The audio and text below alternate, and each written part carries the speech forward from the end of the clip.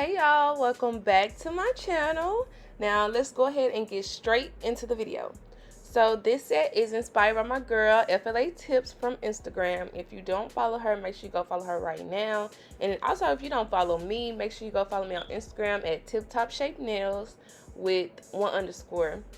So this set she did, it was light blue and it had 3D flowers on it, and y'all know how I feel about 3D flowers, but something in me was like, girl, you can do this. It's not that hard. You can do it. And baby, I did it, period. So I am using the tulip tips for this, the flattened square tips that I've been using recently. The only thing is, I wish I would have had my short tips on hand, period, because as you can see, like, I'm literally wasting everything. But y'all see how her pinkies are two different sizes? That's so crazy. That's because, y'all, she used to get super long extendo nails, and I kept telling her, baby, what's not clicking? Your nail beds are too small. You can't keep wearing these long nails and keep hitting them and keep breaking them, because your nail bed's already small, baby. Okay? So now we getting shorties, period. It's okay. They still gonna be cute. Short and cute. And what about it? Period. So yeah, so you see, I gotta waste a lot of tips cutting these down. But if you have short tips already, and then I didn't even have to use these tips. I could have used my EC Basket Square. But y'all, they changed the formula of those, and they're super thick. Have y'all been using them lately?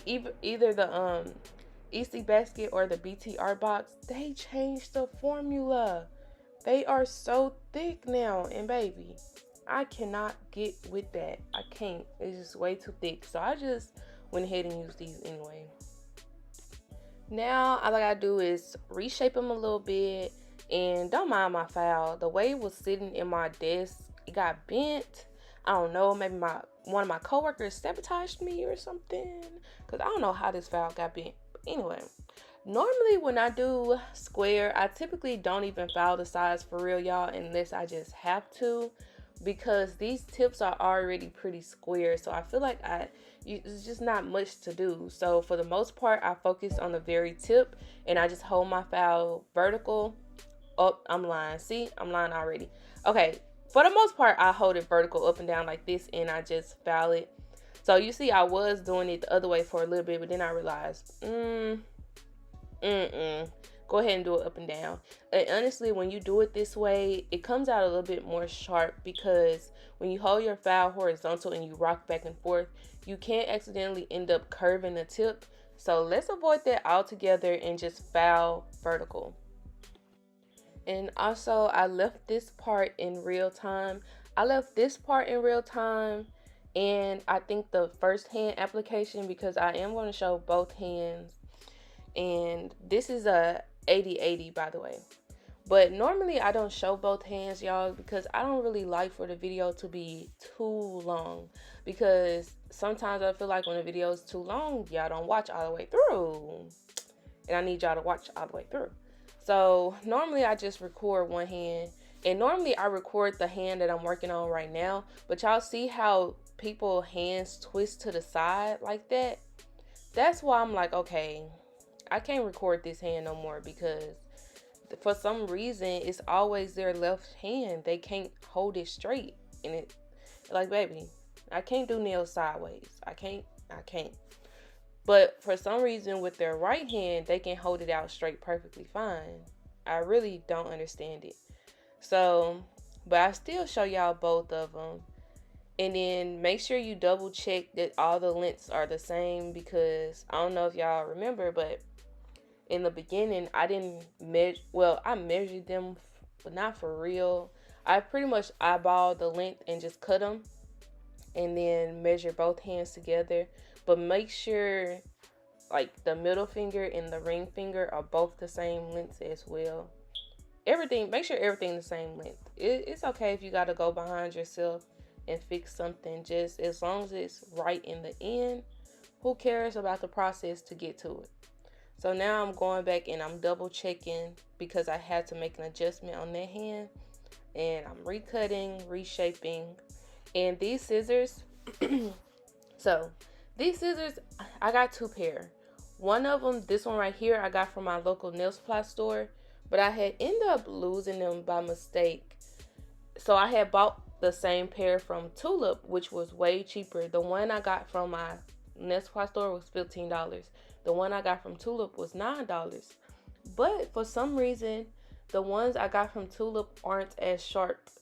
I don't know if they came broken because the tip of them aren't sharp. I don't know if they're just not the same scissors, even though they look the same. Child, I don't know. But I don't think I showed this, but I use my Mia Secret system. I use the Dehydrator, and I also use the primer. But I also used my Young Nails protein bun. I had got a lot of them when they had their Black Friday sale. I think that was like $5 a piece. So I had went and re-upped. And normally I do my dehydrated Mia Secret. I do one layer of Mia Secret primer, and then I do one layer of protein bun. But for a minute, I just didn't have any. So now that I have some, that's what I do now. But I used to, when I didn't have any, I used to just use 2 coats of Mia Secret, and that was working pretty fine as well. So it really just don't matter. But I do like to mix my primers sometimes because Young Nails protein bun is very sticky. I love it. Mia Secret, it gets sticky once you get to the bottom of the bottom and it's like super low. It gets stickier then, but I don't really think that's a good thing. And protein bun is sticky straight off the bat, so that's why I really like to use it. But for some reason, when I use protein bun alone, like 2 coats of protein bun, I wasn't getting that good of a wear out of them. Like some clients had problems with lifting, so I either just use 2 coats of Mia Secret or I double them up. But Mia Secret has never steered me wrong, period. Now this brush, I hate this brush. It's from my local nail supply store. It's a Spade brush, and Spade brushes are really good. It's just this brush in particular, I had it sitting in its container without the clear covering.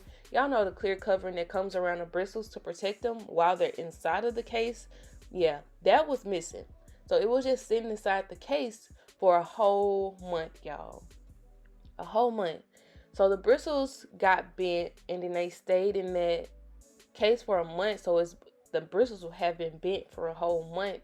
So when I finally decided to use it, the bristles are just not staying together. So this brush, it separates very bad, but I still used it because, baby, I'm not gonna waste my money. So I'm putting my thin layer of clear. Y'all already know how that goes. That is totally optional. You don't have to do it. I personally like to do it because, for example, this blue I'm using right now is a dip powder. Dip powders are not strong enough to stand alone for the most part, unless some of them say 2-in-1 dip in acrylic, but just straight up dip it's very soft. So by putting that clear layer down first, it makes sure that my nails have a strong base. All right, and this color I got from Salon Centric, and they have a dip collection in there called Artist Dip. Excuse me. And unfortunately, you can only go into Salon Centric if you have a license. So, but I'm pretty sure you can find this brand anywhere else. And this color is so pretty. The only thing about dip powder is just they marble sometimes.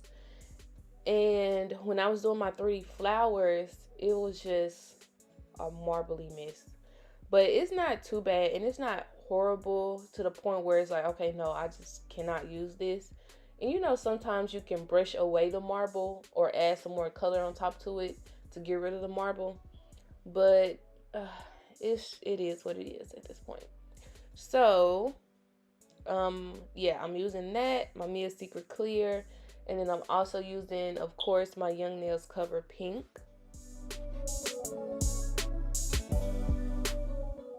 And also, guys, let me know if y'all like this angle better, where you can see my acrylic, my dapping dish, you know, everything. Because normally I like to zoom in my videos a lot so we can just focus on the nails and the nails only. But I know a lot of people were saying, can you show yourself going into your liquid and powder? So I don't know. Sometimes I feel like this is just too much and you can't really see what I'm doing on the nail. So I like to zoom in a lot. But I can just start doing a mix up. I can show this angle and then switch it to the other angle, or do both in the same video. I did both now, and then y'all just let me know which one y'all like better. And then also I do have my liquid to powder ratio and my detailed shaping video for purchasing in my description box. It will be the first link in my description box. So if you've been wondering how do I learn my liquid to powder ratio or very detailed shaping, you can go ahead to that link to see the prices. And then also the videos are unlimited access, and it's all real time, not sped up at all. What else? Very detailed, and it's a private YouTube video. No ads in it or anything. Just watch it whenever you feel like it. Always come back to it, and then if you want to, the comment sections are available, so we can talk in the comments if you have any more questions about anything. So yeah, treat yourself this Christmas and go ahead and purchase you the videos. And then I also have it to where you can buy one or the other, or I do have a bundle deal where you can buy both of them at the same time. So yeah, that's that. And yeah, so this blue, I really like it. The only problem I had with it was the marbling. And y'all know it's super cold outside now, and the acrylic tends to dry very slow. So I did have to add some acetone in my monomer. And if you did not know, you can add a few drops of your acetone in your monomer to help the acrylics dry a little bit quicker. But don't add too much. I repeat, do not add too much, because when you do, it's going to be drying too fast, girl. Trust me. So like 2 drops, that's it, and it'll help. Especially with the dip powder, it'll definitely help speed things up. But again, do not add too much acetone to your monomer. So yeah, but again, with the temperature, acrylic dries very slow when you're in a cold setting, and it dries very fast if you're in a hot setting. So always make sure the temperature of your room is set to a nice medium so you won't have those problems.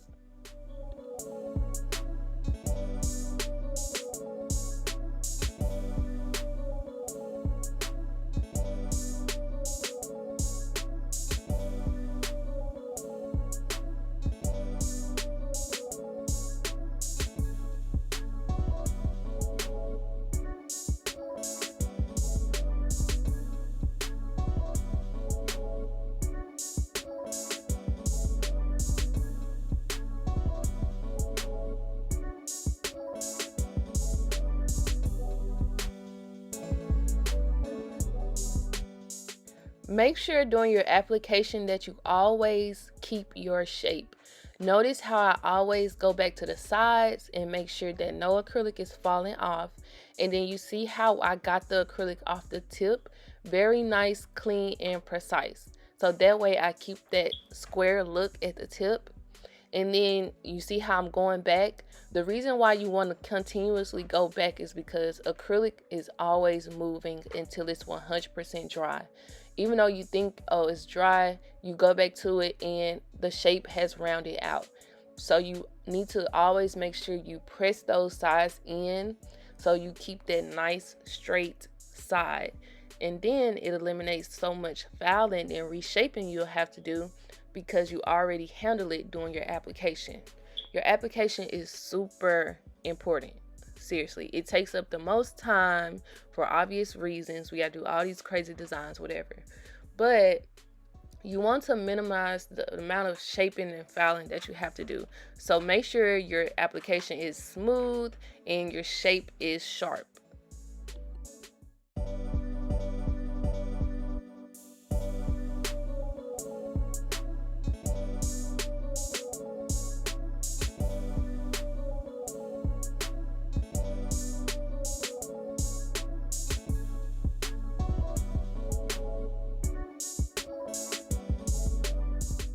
I really wasn't focusing on a particular bead method for this set, you know, either a 3 bead method, 2 bead method, whatever one bead. I wasn't really focusing on that because I don't know, I just wanted to, whenever I do short nails, I like to pay extra attention because you can easily, girl, mess short nails up. So I just like to do whatever it takes, whatever I gotta do to make sure the set is nice. And then also, I think on this finger, I kind of decided to go ahead and put a little clear at the cuticle area on all of the solid blue sets, because again, with dip powder, it's super soft. So sometimes if you don't cap them, whenever you foul it, the color will literally disappear. Like, I'm not joking. If you know, you know. The girls that get it, get it.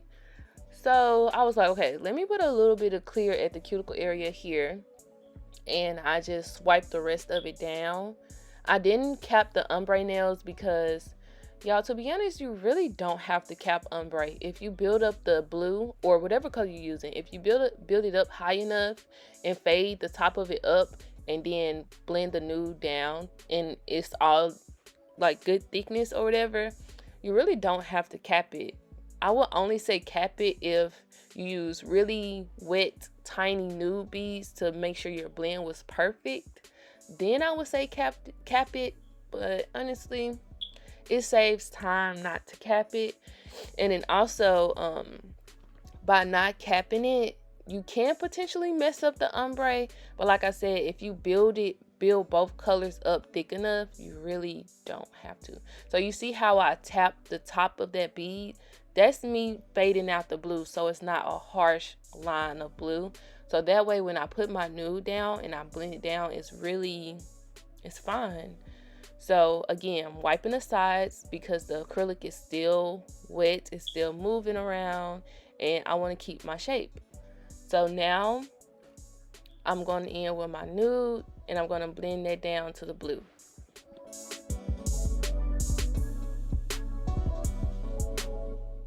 So you see how I'm back brushing the blue as well, making sure the tip of the nail is not too thick.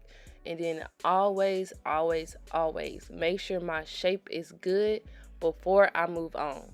The only thing I should have did differently is, why did I put this big bead of nude? Why did I do that? And then it's the thumb too. Why did I feel so confident to do this? Even though it turned out fine, it's just like, never just overkill. Literally, if I would have just broke this nude up into 2 beads, I wouldn't have to jump all over the place to make sure everything was not falling off the nail. Because when it comes to the cuticle area, you really need to be very precise. And child, I just threw this big bead of nude on here, tried to do the ombre, tried to keep the sides intact, and tried to worry about my cuticle. That's just too much. Just break it up into 2 beads and you'll be perfectly fine. So you see how I end up having to go in with another bead anyway, because I didn't get that cuticle area nice and full. So I should have just did 2 normal beads to begin with, child. Anyway, so I am going to show y'all this hand, but I sped it up because it's pretty much the same thing. I just switched the order. So this time on this hand, I think I put the flower nails directly beside each other. The flower nails are going to be the solid nails. And yeah, I'm just going to let you guys watch this and then I'll come back.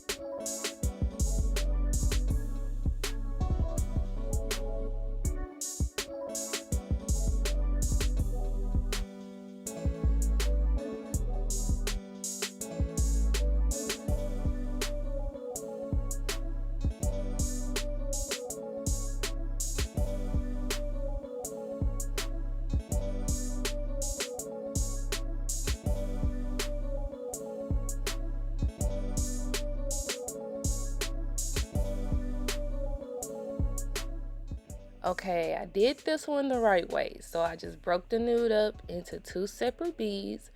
So I won't have to worry about doing too much, trying to make sure I don't overflood the cuticle, mess up the ombre. Y'all know. So yeah, think smarter, not harder. So that way you won't have to do twice the work trying to fix a mistake you should have never made to begin with. So yeah. And after this, I am going to file in shape. I'm going to show you guys the angles per usual. Nice and clean, sharp, and cute. Yes, get into it, get into it. Love. Them old crooked fingers. Oh, especially the ring finger, child. It's so crooked. Alright, per usual, I'm using my Loctite super glue to glue my stones on. And of course, I got these from Blue Streak. Unfortunately, we can no longer buy Swarovski. So these are precocious, but preciosa, whatever, however you say it. Somebody told me how to say it the right way, child. I still don't know how to say it. And yeah, people always ask me, do they stay on longer using the super glue? And y'all, it's super glue. They stay on for a very long time. The only thing, just make sure you don't put too much, because if you put too much super glue, it's gonna turn white around the edges and you can't get it off. You're gonna have to take all your bling off to start over, scrape off all of the glue that's turning white, and it's a hot mess. So I'm using SS8s. I could have used a smaller size to go around her pinkies, especially since her pinkies are very tiny, but I was being lazy and didn't want to do that. So I just used SS8s on all the ombre nails, and I just put them around the cuticle area.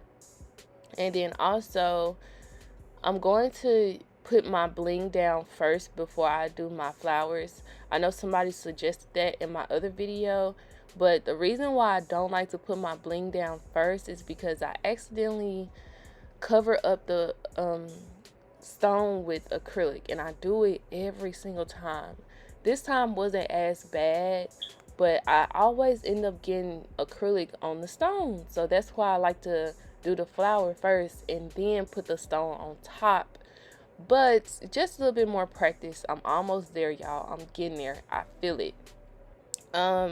When I did the flowers this time, I made sure I put a little bit more acetone in my monomer so that the bead can dry way quicker, especially with this dip powder. So I was like, okay, I need to put more acetone in my monomer. So I will only do that if you're doing 3D work. Like literally, my dapping dish was 90% acetone. Well, yeah, 90% acetone, 10% monomer. I'm not joking. And you see how I only got a little bit in there. And then also I noticed that I think I like the long flimsy brush better than the short stubby brush. So I switched to this long flimsy brush, and it is in my Amazon storefront. The only thing, the brush shape was kind of awkward. You see how it's kind of like a triangle pyramid shape? So I had to get it flat like this. Now when I had it like this, it was working perfectly. And then you see how as soon as I put the bead down, I was able to shape it because it was drying fast. That's because of the acetone. So I think I finally got my ratio together as far as 3D flowers, and I finally figured out what brush I like, because that was really my problem. Well, two of my problems. I'll get into the last problem. So the first two problems was not knowing the right ratio to get the powders to set right. And then also the size and the shape of the brush. I didn't know which one was best for me. So now that I got those two problems out the way, the next problem is, so you see how I'm filling in that flower? It's because of the powder marbling. I hate that so much. But the only thing I have to get together now is my placement. Now, since these are short and I had a picture to go off of because this is somebody else said, it was easier for me to do. but if I have to freehand flowers on my own and on a longer set, I feel like the size of my flowers be off, the placement of my flowers be off. I'm just gonna have to take a time to just literally practice flowers and only flowers on longer nails, on short nails, try to freestyle different sizes and shapes, and because I really want to learn how to do roses. Roses are so beautiful, but these are a little bit easier for me because there's just a circle and you press down in the middle. That's it. But roses are so intricate, and I overthink it too much, but eventually, y'all, I will get there. So on this one, it's only 4 petals, so I made sure to make them big enough and spread them out so I can cover majority of the nail.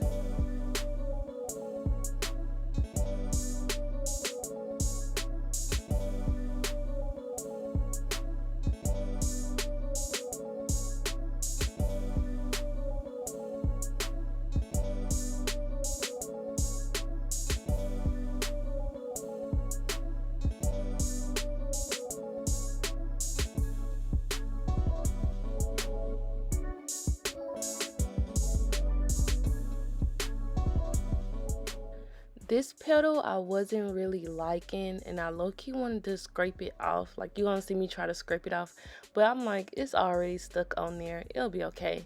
And ultimately it looked fine, so I wasn't too worried about it. So this is pretty much the end of the video. Of course, I accidentally forgot to top coat the nail before I did the flowers. I will forever forget to do that. And I just went around them, and I end up adding another stone here. And that's it. I hope you guys liked the video, and make sure you guys have a great Christmas and a happy new year.